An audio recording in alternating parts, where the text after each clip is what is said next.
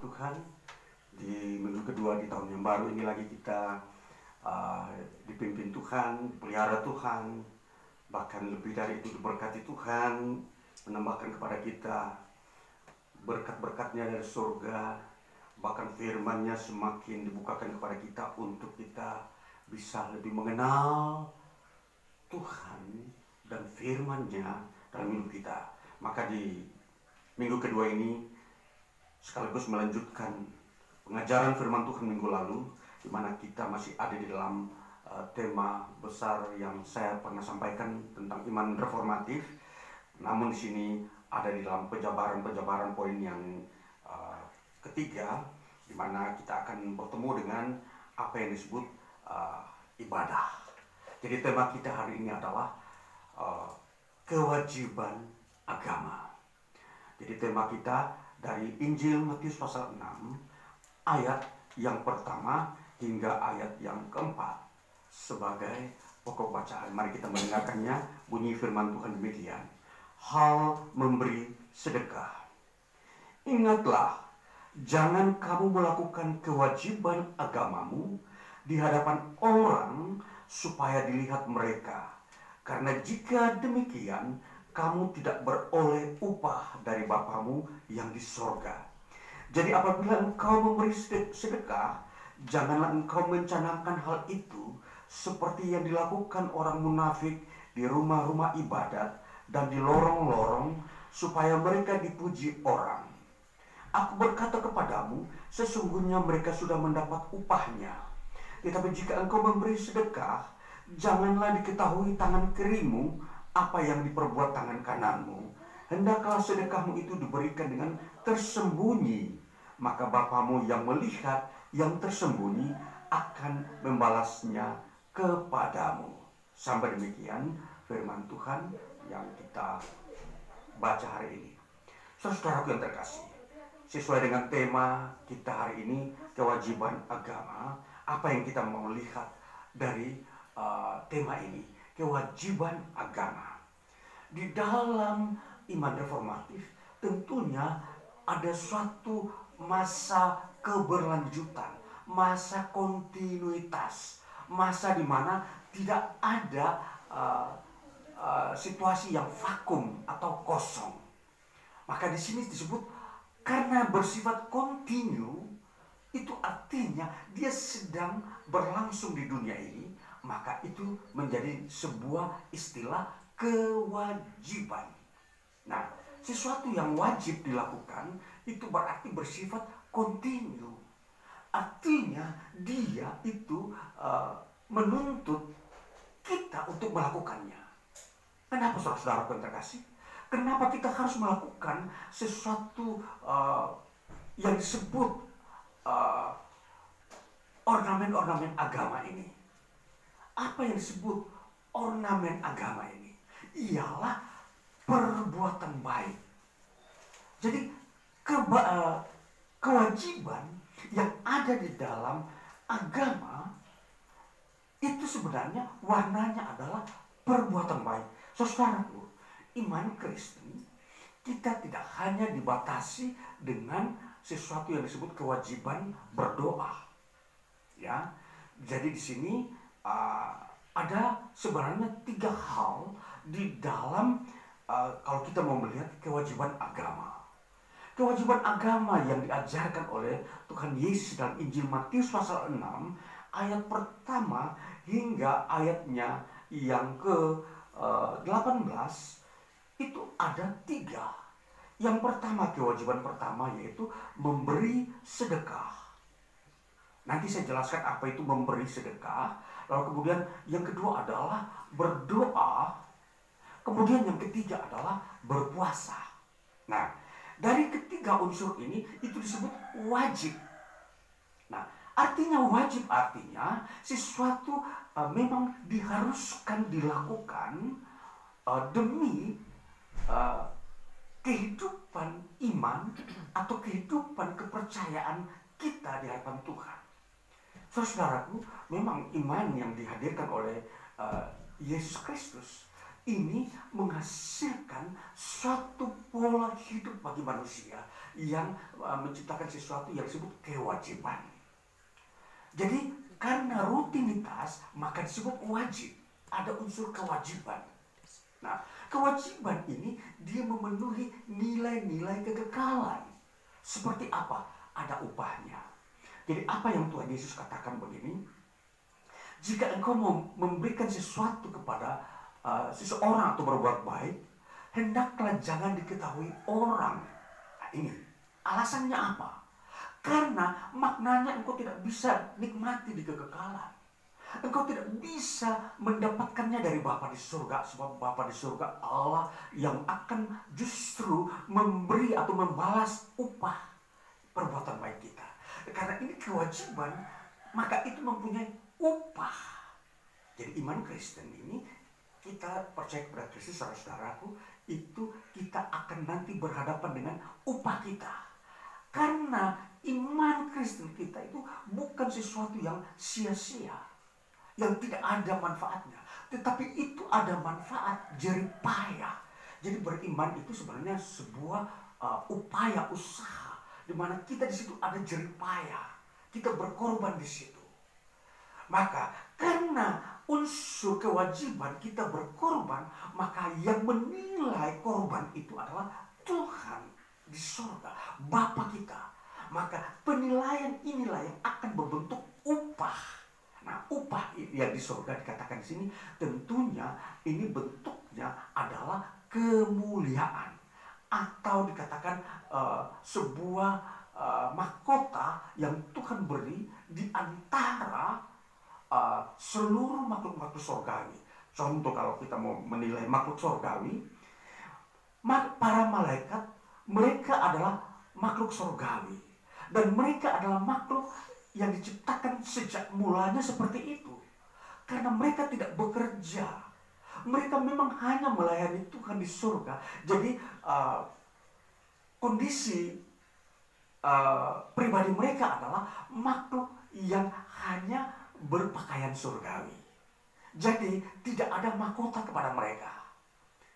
Nah, sedangkan manusia kita di bumi ini, karena kita diberi tugas oleh Tuhan untuk bekerja demi kemuliaan Tuhan, maka kita diberi upah. Nah, nanti kita akan melihat sendiri wujud upah itu adalah kita berbeda dengan para malaikat ketika kita masuk surga. Apa itu perbedaannya? Kita diberi mahkota. Nah, jadi kalau kita manusia masuk surgawi dengan mahkota, sedangkan para malaikat tidak menggunakan mahkota, berarti itu sebuah kemuliaan. Itu kemuliaan Tuhan yang Tuhan berikan kepada kita, orang-orang percaya. Maka tentunya apa yang terjadi? Ada sesuatu sukacita di tengah-tengah para malaikat ketika melihat kita yang mendapat upah dari Tuhan di surga. Nah, ini maksudnya. Jadi pemandangan tentang surga ini sudah kita bisa rasakan dan lihat kalau kita di dunia ini berkorban. Kalau kita beribadah dengan wujud memberi pengabdian kita kepada Tuhan. Nah, itulah yang disebut ketika kita berbuat baik. Jadi perbuatan baik itu adalah suatu sikap berkorban. Nah, kalau seseorang berkorban itu seperti apa? Contoh, kalau saya berkorbannya, kalau saya punya uang 50.000, saya berkorban itu artinya saya memberi 25.000. Bukan saya memberi 100 rupiah.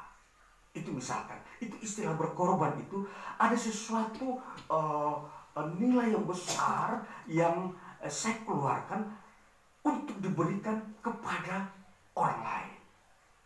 Karena sesuatu itu nilai besar, itu hasilnya dari mana? Dari hasil kerja keras saya.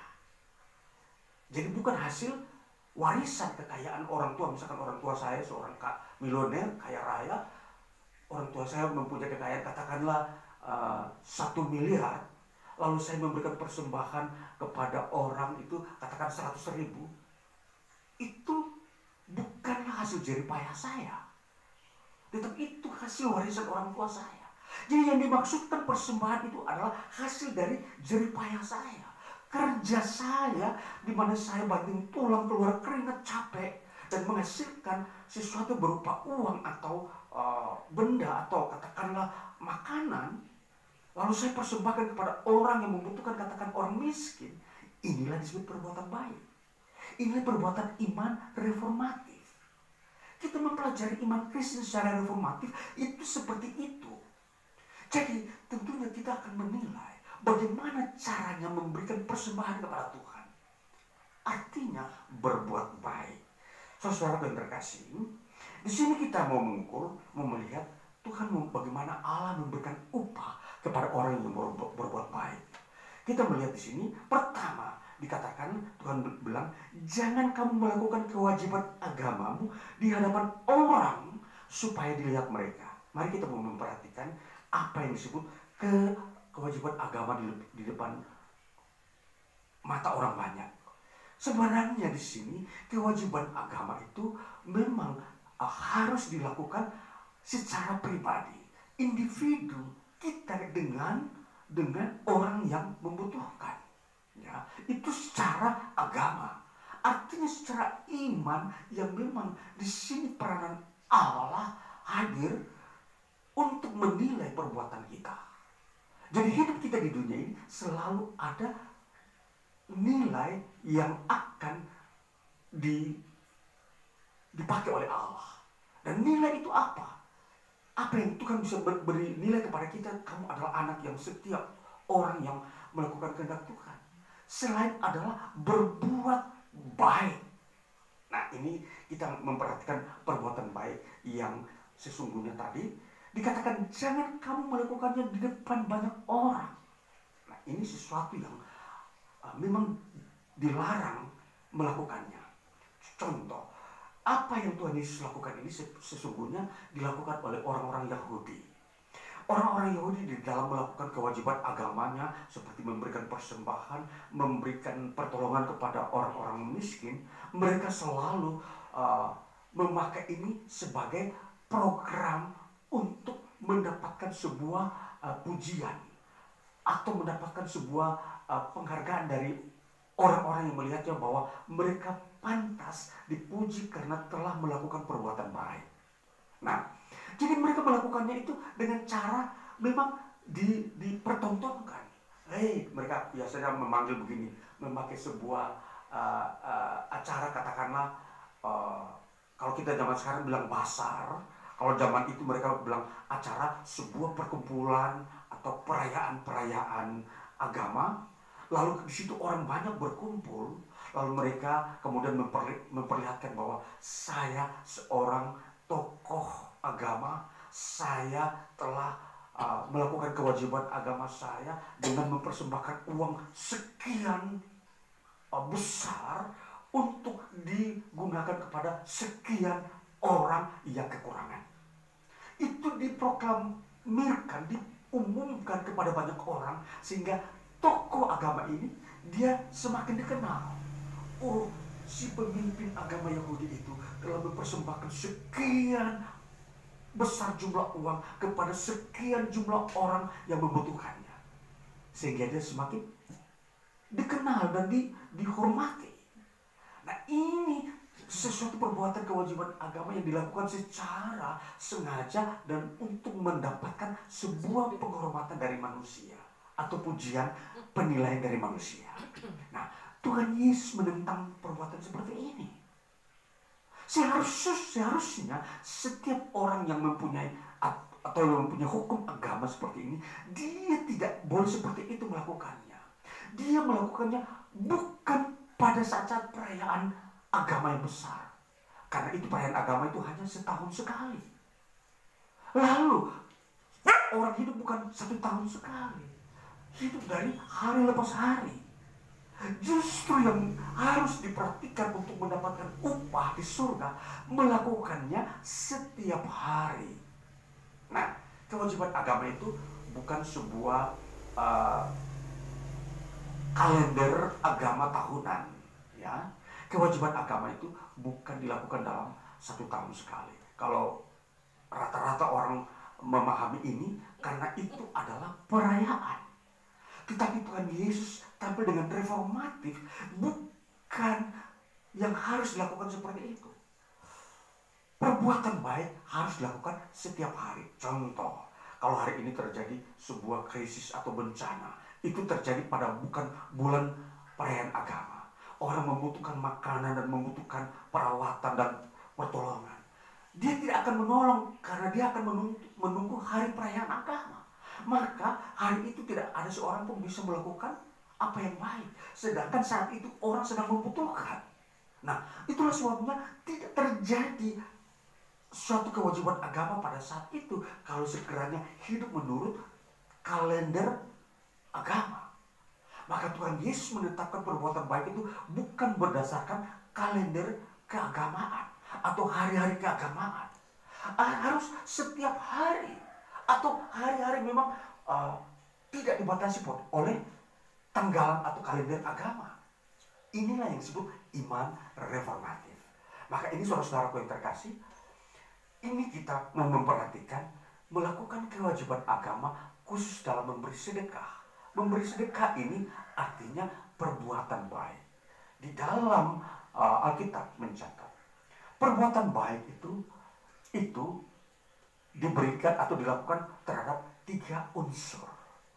Unsur yang pertama yaitu unsur kepada semua orang, semua manusia. Unsur kedua kepada saudara kita. Unsur yang ketiga baru kepada lembaga keagamaan. Setiap unsur ini mempunyai makna berbeda-beda. Artinya begini, kalau kita memang mempunyai hasil jeripayah kita memberikan kepada manusia, itu artinya dia boleh dari bangsa lain, dia boleh dari orang yang tidak kita kenal, tapi dia membutuhkan, kita boleh memberi. Seperti yang saya sampaikan tadi, persembahan itu dari hasil jeripayah kita. Katakanlah saya satu hari bekerja hasil 100.000, ketika saya melihat orang yang membutuhkan, saya memberikan 50.000. Itu persembahan. Nah, itu disebut persembahan. Kalau saya memberikan 1.000, itu bukan tergolong persembahan. Oleh karena apa? Itu terlalu kecil. Ya. Jadi memang persembahan itu supaya mempunyai nilai upah, dia harus dari keringat kita, jeripayah kita yang nilainya separuh dari kebutuhan kita atau yang kita dapatkan. Nah, itu seperti saya kasih contoh tadi. Dan inilah cara mendapatkan upah dari surga, dari Tuhan. Tuhan memberi upah kepada orang yang seperti ini. Maka kalau kita hidup di dunia ini untuk mengejar upah, perlakukanlah model seperti ini. Kalau kita tidak melakukan model seperti ini, jangan harap kita mendapat upah. Karena apa? Ketentuan upah itu model persembahan seperti itu. Kalau kita mau mengikuti semaunya kita, yang penting saya memberi 1.000 rupiah, jangan harap kalau kita pulang ke surga kita bilang, Tuhan saya sudah memberikan 1.000 kepada orang A, si B 1.000, si C 1.000. Lalu Tuhan bilang, ajaranku bukan begitu. Bagaimana kamu mendapat upah? Sedangkan aku mengajarkan pemberian itu seperti hasil jeripayahmu yang 50%, kamu memberikan yang paling kecil, kamu menuntut upah. Tidak memenuhi kriteria ketentuan upah. Nah, itulah sebabnya kita belajar bagaimana mengerti kehendak Tuhan, ketetapan Tuhan untuk mendapatkan upah dari surga. Nah, kemudian pemberian itu janganlah diketahui orang lain. Harus hanya orang yang menerima dengan kita sendiri. Jangan kita menggembar-gemborkan bahwa saya telah memberikan si A sebagian dari persembahan saya, sehingga si C itu tahu, lalu mulai memuji-muji saya yang memberikan persembahan.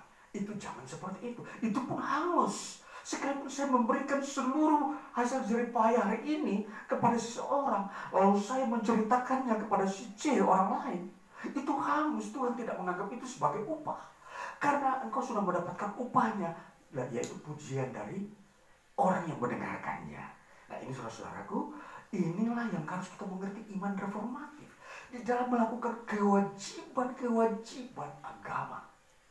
Jadi kita ini itu disebut kewajiban agama yang disebut kebenaran.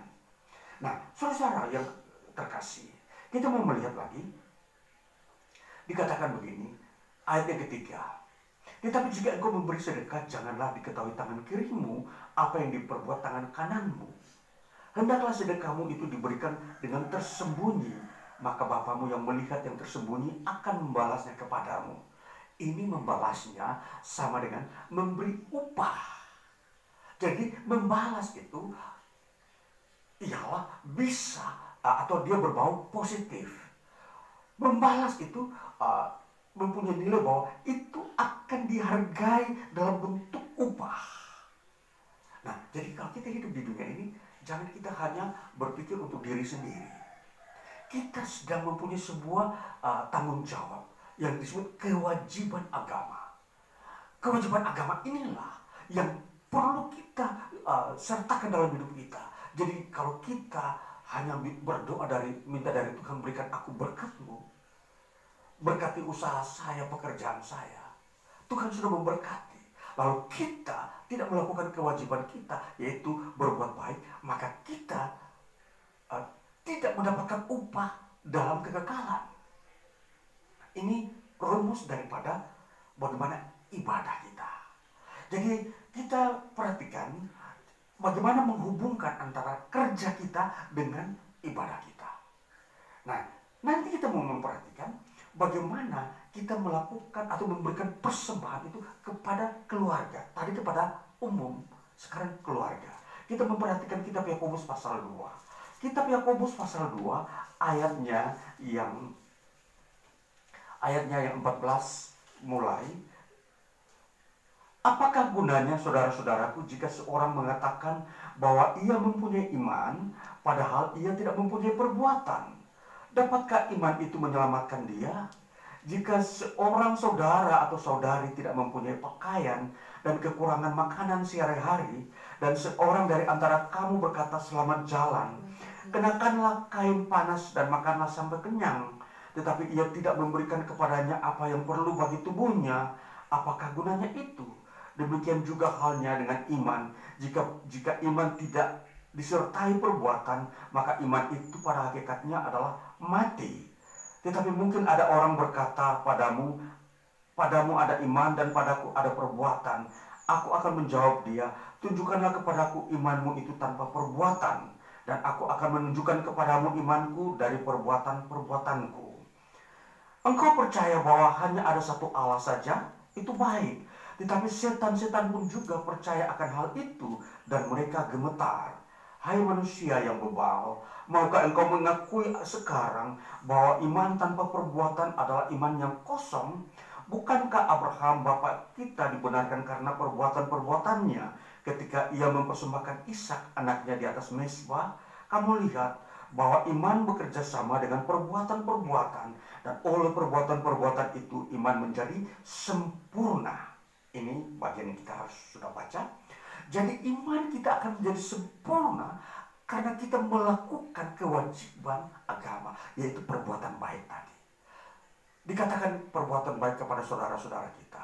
Ada saudara kita yang dalam kondisi krisis, lalu mereka sedang kekurangan pakaian dan makanan. Lalu ada di antara saudara-saudara seiman yang tidak memperhatikannya. Mereka menganggap itu bukan kewajiban atau tanggung jawabnya, lalu membiarkan mereka begitu saja, lalu kemudian berkata selamat jalan, silakan pakai pakaian panas saja, cari pakaian panas, silakan cari makanan sendiri karena nanti kamu kelaparan. Padahal kita yang berkata demikian tidak bisa melakukan sesuatu hal untuk mereka. Padahal bisa saja ada pada kita apa yang kita punyai untuk digunakan untuk mereka. Ini yang disebut, kalau kita berlaku seperti itu, kita tidak melakukan kewajiban agama kita, maka kita tidak akan mendapatkan upah juga. Kalau melihat dalam kondisi dunia krisis, di mana terjadi bencana, lalu di situ orang kehabisan harta kekayaan dan sumber makanan mereka juga habis di daerah itu, tentu harus ada sikap perbuatan baik dari kita atau saudara-saudara kita yang ada di daerah yang tidak bencana. Nah, ini saudara-saudaraku, ketika kita melakukan perbuatan baik, keagamaan ini menolong saudara-saudara ini ada upahnya. Dan tentunya dikatakan lagi, iman kita akan disempurnakan dengan perbuatan seperti ini. Inilah bahasanya Yakobus. Nah, jadi kita mau menilai bagaimana Yesus mengajarkan perbuatan baik itu sebagai sebuah modal di dalam iman. Jadi ini yang harus kita kerjakan. Makanya ketika kita hidup di dunia, kita adalah manusia atau umat Tuhan yang memiliki pekerjaan dan berkat di dalamnya. Nah, inilah yang harus kita perhitungkan. Jangan kita habiskan semua untuk diri kita sendiri. Katakanlah, mungkin banyak orang belum mempersiapkan atau tidak mengetahui pengetahuan ini. Sehingga dia telah menghabiskan seluruh pekerjaannya dengan cara memiliki hutang yang begitu besar. Lalu dia tidak bisa lagi mempunyai sisa dari pekerjaan. Ini sebuah problema manusia akhir zaman atau manusia yang semakin berkembang. Manusia menghabiskan seluruh hasil kerjanya atau upah kerjanya di dunia ini semuanya dengan membeli atau menginvestasikan itu kepada benda-benda yang kurang bernilai. Ya, saya kasih contoh. Banyak orang sekarang ini sebenarnya penghasilannya besar.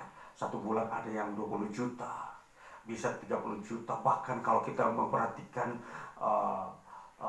profesi-profesi yang begitu hebat, ada direktur perusahaan-perusahaan besar, penghasilannya bisa 50 juta per bulan. Tetapi semua itu diinvestasikan untuk membeli villa, membeli tanah, sehingga penghasilan setiap bulannya tinggal katakanlah 10 juta. Lalu dia pergunakan untuk keluarganya, sisanya untuk memberikan kepada orang yang membutuhkan dalam bencana. Sudah dia memberikan kembali, mungkin tinggal 100.000, 200.000. Nah, ini sesuatu kekeliruan. Manusia tidak bisa memanage dia punya penghasilan, sehingga kewajiban agama yang dia lakukan tersendat-sendat, tidak bisa melakukannya dengan baik. Maka ini menjadi sebuah pembelajaran bagi kita. Kalau kita izinkan Tuhan berkati dalam hidup ini, mempunyai usaha pekerjaan yang penghasilan yang begitu tinggi, pergunakanlah dengan baik supaya upahmu juga besar di surga. Jangan habiskan hanya untuk membelanjakan hal-hal yang memang tidak berguna untuk kehidupan kekinian, hanya untuk menyimpan untuk dia masa tua, nanti masa tua dijual lagi untuk hidupnya. Ini hidup secara individu. Dia tidak melakukan kewajiban agama. Nah, ini saudara-saudaraku, ini kita harus belajar memperhatikan bagaimana hidup di dunia ini. Jangan sampai hanya hidup untuk diri sendiri. Kita harus memperhatikan orang lain dan saudara kita. Artinya saudara seiman. Mereka mungkin tinggalnya di pulau lain, tahu-tahu di sana ada bencana, mereka kemiskinan, mereka kekurangan makanan. Kita perlu menolong mereka. Nah, ini saudara-saudara, ini model yang Tuhan Yesus ajarkan bagaimana iman itu iman yang mempunyai nilai di hadapan Allah. Jadi bukan hanya iman soal-soal untuk diri sendiri, mempertontonkan kepada orang lain bahwa saya ini orang beribadah. Yang penting sudah rajin beribadah, datang ke tempat bait Allah, berkumpul, bernyanyi, berdoa, tanpa melakukan sebuah perbuatan pertolongan, perbuatan baik kepada manusia. Kosong iman yang kita lakukan. Yakobus katakan itu kosong, mati. Jadi nilai-nilai itu tidak ada di hadapan Tuhan. Maka banyak orang akan nanti terkejut ketika dia pulang ke surga, menghadap Tuhan, masuk surga. Tuhan tidak kasih mahkota, dia heran-heran. Kenapa? Saya rajin beribadah Tuhan. Saya sering memberikan persembahan di tempat ibadah. Saya tidak mendapat upah. Jadi ini nanti sebuah kemustahilan yang terjadi di tengah-tengah banyak orang. Ketika tanpa mempelajari firman Tuhan, menjalani hidup ini asal-asalan, tidak mempunyai konsep iman, maka ketika menghadap Tuhan dia akan menjadi orang yang memang tidak tahu apa-apa tentang kerajaan surga. Dan bahkan kalau dia masuk surga, dia akan bingung dengan semua aturan-aturan yang Allah ciptakan di sana. Bagaimana Allah menetapkan seseorang harus mendapat upah, lalu dia bingung, takut, dan dia heran, apakah ada upah di surga? Nah, karena dia tidak baca Alkitab selama di bumi. Nah, ini saudara, bisa saja dibaca Alkitab, tapi dia tidak memperhatikan hal-hal yang menyangkut upah. Nah, ini yang kita harus perhatikan. Jadi, di sini hidup kita, sekali lagi kita harus bisa merubah, mumpung kita masih hidup, sebelum kita mati, sehingga kita bisa berubah. Sekarang saya mau menata lagi semua hasil pekerjaan saya. Saya harus bisa mengelolanya supaya ada yang saya bisa berikan kepada saudara saya yang sedang mengalami sesuatu penderitaan. Saudara kita bisa saja di India, bisa saja di Afrika, bisa saja di Vietnam. Semua negara dunia ini bisa kita anggap sebagai saudara.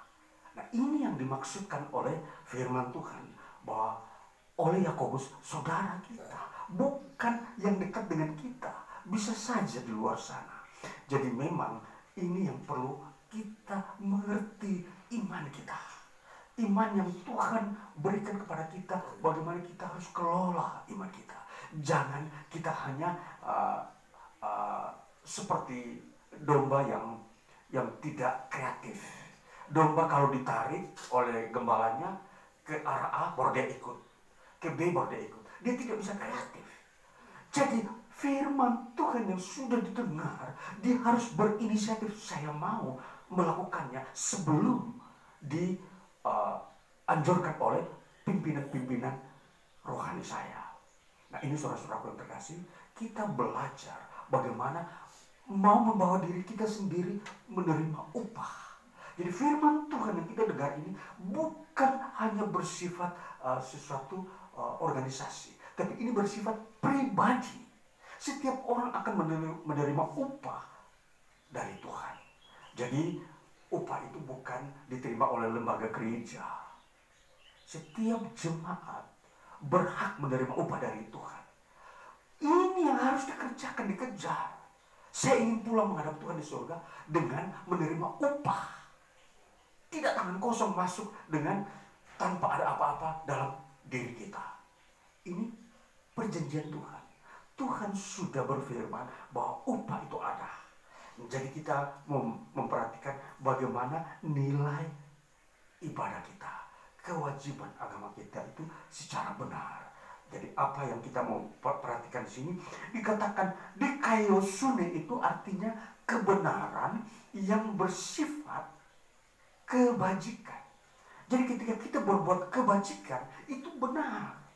Bahasa Yunaninya dikaiosune, artinya kewajiban agama. Jadi kewajiban agama itu ada. Jadi di sini kewajiban agama yang ditetapkan Tuhan adalah perbuatan baik. Nanti kita akan melihat pada sisi berikutnya, minggu berikutnya kita melihat kewajiban agama dari sisi doa dan dari sisi puasa. Kali minggu ini saya batasi dulu pada perbuatan baik. Jadi perbuatan baik disinilah yang harus kita mengerti dulu. Kita harus mengelolanya. Jadi sebenarnya kalau seseorang yang percaya kepada Tuhan, dia tidak berkata, aku tidak mempunyai apa-apa untuk memberikan persembahan. Itu mustahil. Sekalipun upah kita satu hari katakanlah 10.000. Kita kalau ingin mendapatkan upah di surga, maka 5.000 kita persiapkan untuk orang-orang yang dalam nanti satu waktu ketika ada krisis dia membutuhkan. Maka memang di sini nilai agama harus kita semakin kental dalam diri kita.